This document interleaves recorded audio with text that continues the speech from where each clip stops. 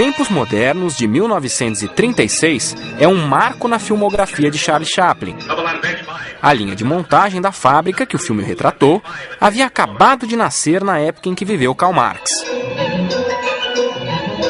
Marx era alemão e viveu de 1818 a 1883. No século XIX, período em que o capitalismo industrial estava se consolidando na Europa. As máquinas se disseminavam, operadas por trabalhadores assalariados. No filme Tempos Modernos, o Carlitos operário, criado por Charlie Chaplin, evidencia como na fábrica capitalista ocorre a exploração do trabalho que os operários realizam, justamente o ponto de partida para a discussão e análise da sociedade capitalista de Marx.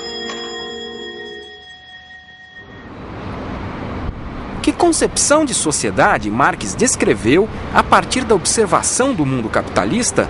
O que ele trouxe de novo, especialmente para a sociologia? Para responder a essas perguntas, fomos a Sabaúna, um distrito isolado de Mogi das Cruzes, a menos de 70 quilômetros de São Paulo. Aqui, a economia gira em torno de uma única fábrica. São 320 empregos para uma população de 5 mil pessoas. Seria para o Marx, no século XIX, uma típica cidade operária. Porque no século XIX as cidades, em geral, se reuniam em torno de uma fábrica ou de uma mina. O professor de Ciências Sociais, Antônio Carlos Mazeu, da Unesp de Marília, nos acompanha. As perguntas sobre Marx e a sociologia também nos levaram ao encontro de um dos mais renomados pesquisadores em sociologia do país, Gabriel Kohn, da Universidade de São Paulo. O professor Kohn vai ficar conosco neste e nos próximos 2 programas, sobre outros 2 autores clássicos, Max Weber e Emílio Durkheim.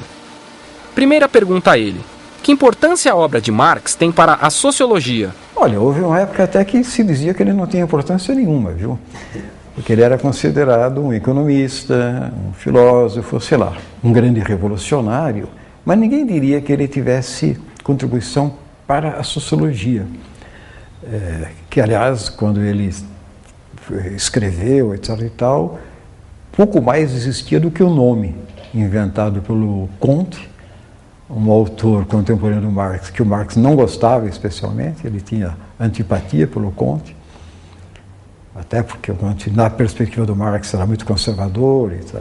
Kohn se refere ao filósofo francês Auguste Comte, que em torno de 1830 foi o primeiro a usar o termo sociologia. No entender do Marx, o capitalismo produz uma primeira relação social fundamental, da qual derivam N outras, que é a relação de assalariamento, a relação de compra e venda de força de trabalho, que não é uma relação natural, ela teve que ser inventada. Alguém tem a indústria, alguém tem capacidade de trabalhar, a relação que se estabelece é eu vendo minha capacidade de trabalho para quem tem a indústria. Essa relação é central. Quer dizer que quando o pesquisador Flávio Sais, no programa sobre capitalismo no Brasil, disse: a ideia do trabalho assalariado seria, vamos dizer, o núcleo da concepção de capitalismo. Então, ele estava pensando de acordo com as descobertas de Marx. A história de Sabaúna se confunde com a expansão do capitalismo no Brasil. Lugar de passagem da antiga ferrovia São Paulo-Rio de Janeiro, era ponto de parada obrigatório para o abastecimento dos vagões com a produção agrícola local. Qualquer sociedade capitalista vai ter como desde a sua origem, vai ter como fundamento a ferrovia. Por que a ferrovia? Porque a ferrovia, antes de mais nada, é um instrumento de circulação da produção. Hoje, a estrada de ferro não transporta mais produtos agrícolas. A produção da fábrica de aquecedores, tomadas e chuveiros elétricos sai daqui pela rodovia Presidente Dutra, que praticamente acabou com o transporte ferroviário. O trem é usado apenas para o transporte de carga. A fábrica é a principal fonte de renda dos habitantes de Sabaúna. Sabaúna, ela está numa área de preservação. Então não podemos ter unidades fabris aqui, a não ser essa que já existia quando essa legislação foi feita, né? Eu diria até que a gente, olhando alguns setores da produção, lembra aquele famoso filme do Chaplin, em tempos modernos, né? Onde exatamente o trabalhador enlouquece pelo trabalho repetitivo. E ele enlouquece, lembra que o Chaplin sai apertando o botão, ele vê um vestido, vê os botões, ele vai querer apertar o botão do vestido da mulher. Marx, ele tem, como todos os grandes autores, tem um grande problema. O problema dele era, como é que eu posso explicar a dinâmica extraordinária dessa sociedade que se transforma de uma maneira verdadeiramente revolucionária por força de mudanças econômicas que tem como propulsor uma determinada classe, né, um determinado conjunto de pessoas. Eu não estou definindo com precisão, mas enfim, tem como propulsores o conjunto dos capitalistas, o conjunto daquilo que ele chamaria a classe burguesa. Como é que essa coisa caminha? Quais são as tendências? O que ela está produzindo? Quais são os limites disso?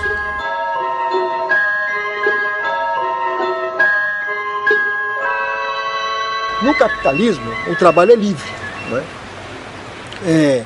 O trabalhador vende a sua força de trabalho e o empresário capitalista compra a força de trabalho. É uma sociedade baseada na propriedade privada dos meios de produção e é uma sociedade fundamentalmente organizada em função da produção de mercadorias. Então, obviamente, isso implica numa necessidade de um trabalho livre e de um trabalho transformado em mercadoria. Então, obviamente, que o Marx, quando vai analisar a construção da categoria trabalho, ele vai dizer, olha, toda forma social tem uma forma histórica de trabalho e no capitalismo, como elemento central, é o trabalho livre e a venda da força de trabalho que move, vamos dizer assim, a estrutura social. O comprador da força de trabalho consome-a, fazendo o vendedor dela trabalhar. Este, ao trabalhar, torna-se realmente no que antes era apenas potencialmente. Força de trabalho em ação. Trabalhador. Para o trabalho reaparecer em mercadorias, tem de ser empregado em coisas que sirvam para satisfazer necessidades de qualquer natureza. Por isso, temos inicialmente de considerar o processo de trabalho a parte de qualquer estrutura social determinada. O que acontece no capitalismo? Primeiro, o trabalhador não tem mais os meios de produção, ou seja, não tem os instrumentos de produção. O trabalhador vende só sua força de trabalho. Eu quero trabalhar. Pois não, o que o senhor sabe fazer? Eu sou marceneiro. Eu não tenho a madeira, eu não tenho o machado, eu não tenho a serra, eu não tenho a plaina, eu não tenho nada. Eu chego na fábrica, a fábrica me fornece tudo. Ó, todos os instrumentos de produção estão aqui. Você vai pegar a sua capacidade de trabalho, vai utilizar os meus instrumentos e vai produzir. Isso que são os meios de produção.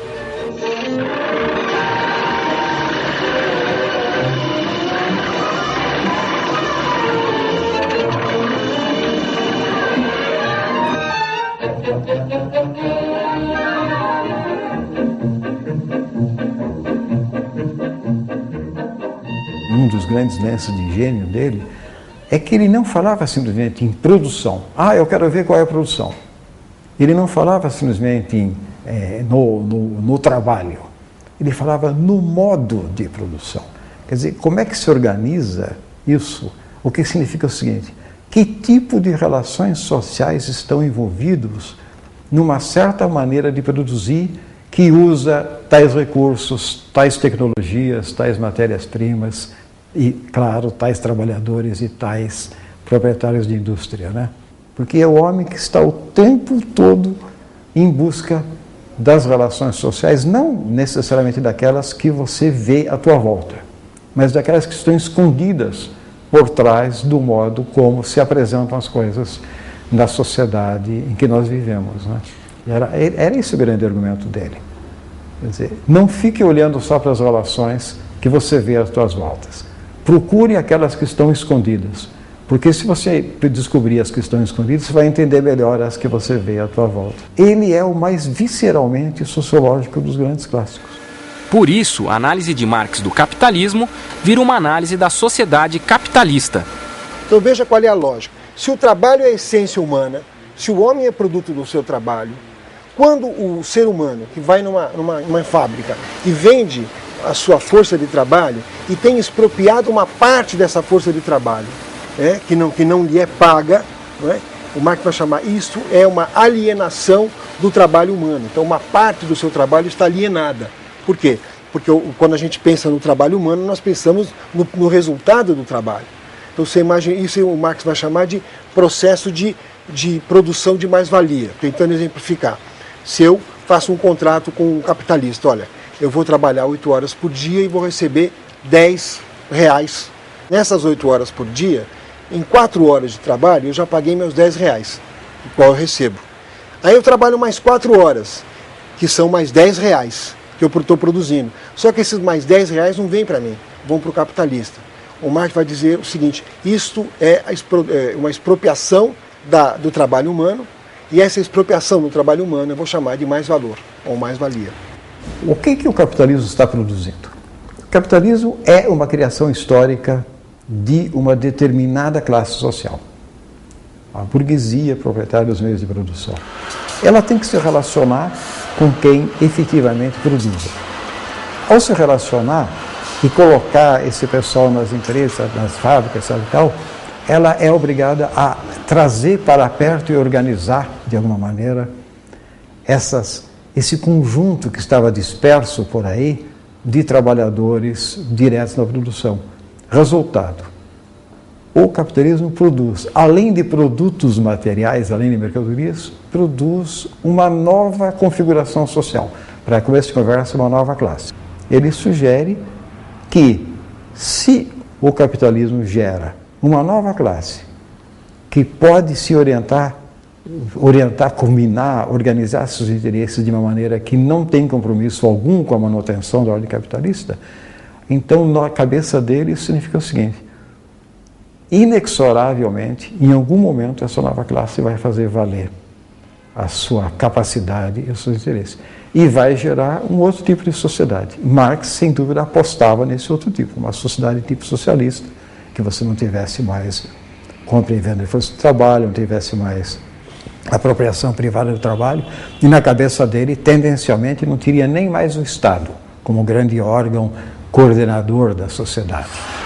Socialismo seria a realização inteira da ideia de sociedade, que significaria, no caso, associação livre de homens livres, não sujeitos a qualquer tipo de dominação externa. Isso seria, na cabeça de um autor como Marx, a realização plena da sociedade. Esse é o modelo, digamos, ideal que ele tinha na cabeça. Ele achava que havia condições históricas para, claro que num processo bastante longo, chegar a isso. Dessa análise de Marx, nasceram no século XX as correntes de pensamento chamadas marxistas, que dizem lutar pela criação de uma sociedade em que homens não explorem outros homens. Em 1917, a Revolução Russa, baseada no marxismo, buscou colocá-las em prática. Juntaram-se à União Soviética países do leste europeu que, em 1945, depois da Segunda Guerra Mundial, passaram a ser chamados de Cortina de Ferro. Metade da Alemanha de Marx fez parte da Cortina de Ferro. A queda do Muro de Berlim, em 1989, simbolizou o fim da União Soviética, 72 anos depois de sua criação. A primeira tentativa histórica de realizar aquilo que real supostamente era o propósito do Marx não funcionou. Na realidade, foi efêmera, em termos históricos foi uma coisa minúscula. 70 anos não é nada para a história. Foi uma espécie de espirro dentro da história. Eu não estou, com isso, desqualificando, é claro, eu estou me referindo, sem dúvida, à Revolução Soviética. Não estou desqualificando como fenômeno histórico, é importantíssimo, tem marcas gigantescas no século XX, e não só negativas, certamente não só negativas, muitas positivas, mas tem que considerar isso. Quer dizer, não é por um ato revolucionário assim, meio voluntarista, que você muda esse negócio. Então temos que considerar que o capitalismo está aí, está firme, e não há, a não ser que você tenha uma concepção totalmente catastrófica, não há muita perspectiva de uma mudança no curto prazo e nem seria desejável. Nessa sociedade capitalista analisada por Marx, a educação tem um papel decisivo. A primeira criança que nós trabalhamos, quem foi? Ele não tem, pessoalmente, uma reflexão sistemática sobre educação. Mas a tendência maior do Marx e dos seus seguidores é de desenvolver uma visão crítica sobre os limites da educação na sociedade contemporânea, que, no entender deles, estaria demasiado voltada para a reprodução das condições já dadas de vida social e não suficientemente voltada para criar indivíduos capazes exatamente de ir além, de transcender isso, né? E o que Marx pensaria do mundo de hoje?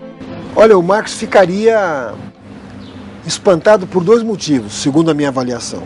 Primeiro, ele diria o seguinte: tudo aquilo que eu avaliei, que eu analisei, está acontecendo, né? A mercadoria se transformou, não é mais um fetiche, mas é uma reificação. O mundo vive uma reificação. Todas as relações sociais se mercantilizaram, não é? O Marx imagina o Marx caminhando pela Avenida Paulista e olhando as revistas de mulheres nuas. Ele iria dizer: está aí o ser humano que virou mercadoria de vez, se vende pessoas nas ruas, não é? Ele diria que a mais-valia se realiza hoje de uma forma brutal, de que há uma concentração, de que houve aquilo que ele dizia que era uma tendência, aconteceu, a fusão do capital financeiro com o capital industrial, que é o capital monopolista do mundo contemporâneo, não é? E também iria dizer o seguinte: puxa vida, essas experiências socialistas falharam e falharam muito. O pensamento marxista se defronta, entre outras coisas no momento, com o seguinte problema: a forma tradicional de construir uma alternativa histórica ao predomínio unilateral da sociedade capitalista, que seria a organização política de uma poderosa classe trabalhadora, de um poderoso proletariado, essa condição não existe mais. A classe trabalhadora está na defensiva, perdeu as suas condições de negociação e não é uma força, e não será em futuro próximo. Os trabalhadores da produção não serão uma força capaz de mudar a sociedade. Então, essa alternativa se foi. O problema é qual é historicamente a alternativa possível e como é que ela pode se organizar. A partir de que indicações, por que modos, nacionalmente, internacionalmente, localmente, em nome de que bandeiras e por aí vai.